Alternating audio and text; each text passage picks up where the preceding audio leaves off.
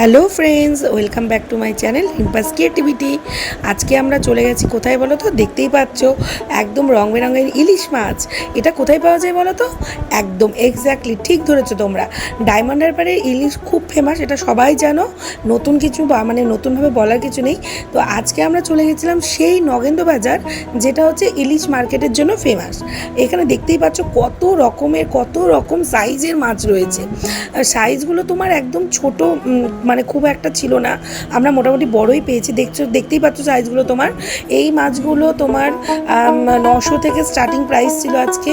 900, 1050, 1100, 1200, 1400, 1600। আমি হাইস্ট আজকে 1600 দেখলাম। আর এই দেখো, আমি একটা তার মধ্যে মাছ নিয়ে এসেছি, যেটার ওজন ছিল 850 গ্রাম মতো। আর এটা তোমার ছিল 1050 টাকা কিলো। এটা যখন মা কাটছিল তখন খুব ভালো একটা স্মেল আসছিল। খেয়ে রিভিউ দেবো।